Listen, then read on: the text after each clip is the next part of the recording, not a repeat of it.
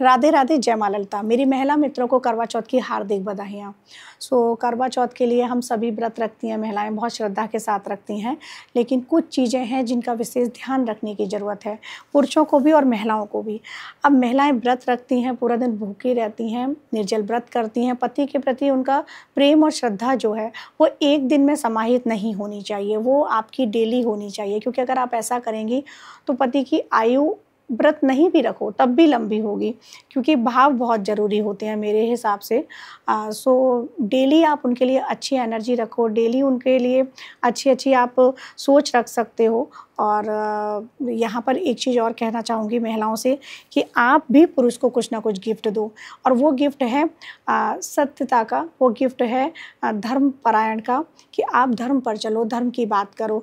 और सबसे पहले महिलाओं के लिए ये सारी चीज़ें तो फॉलो करनी है, लेकिन जो पुरुष हैं उनके लिए कहूँगी कि आप महिलाओं को चांदी की पायल, चांदी के बिछुए गिफ्ट कर सकते हैं।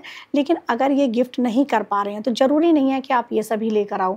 एक पुष्प, गुलाब का फूल भी एक गिफ्ट होता है, और सबसे बड़ा गिफ्ट होता है मान सम्मान का। तो आप अपनी स्त्री का सम्मान करो, मान सम्मान करो, है ना। अगर आप सम्मान करोगे तो और लोग भी उसका सम्मान करेंगे।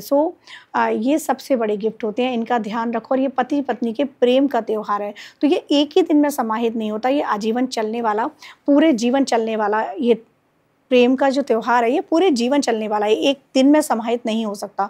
तो इस एनर्जी को आप कंटिन्यू करने के लिए सिर्फ एक दिन महिलाओं को नहीं है कि आप व्रत रख रहे हो, भूखे रह रहे हो, पति के प्रति प्रेम है, वो रेगुलर होनी चाहिए चीज़ें। और गिफ्ट क्या है, गिफ्ट तो मान सम्मान का भी होता है ना, गिफ्ट प्रेम का भी होता है। तो अगर आपके हस्बैंड, बहुत सारे मेरे पास ऐसी क्लाइंट भी आती हैं कि हमारे हस्बैंड हमको गिफ्ट नहीं देते, और इसी चीज़ पर करवा चौथ पर ही झगड़ा हो जाता है। ऐसा नहीं होना चाहिए, क्योंकि गिफ्ट तो प्रेम का है ना। अगर आपका पति आपको प्रेम दे रहा है तो सबसे बड़ा गिफ्ट है।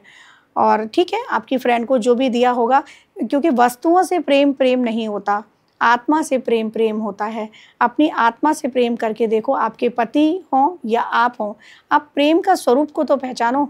आत्मा से आत्मा के मिलन को प्रेम कहते हैं, तो वो प्रेम अपने आपस में लाओ।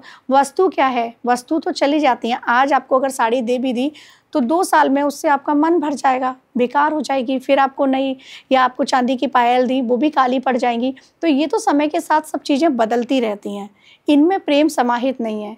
प्रेम तो वो है कि जो आपके दिल से होता है ना। इसीलिए मैंने कहा कि सम्मान वो प्रेम है, आपके प्रति ईमानदारी वो प्रेम है, वो सब बनाए रखो।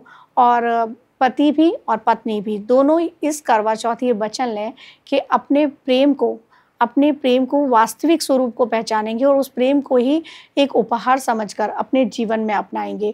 उपहार प्रेम का होता है, और प्रेम से बढ़कर, सम्मान से बढ़कर कोई उपहार नहीं होता है।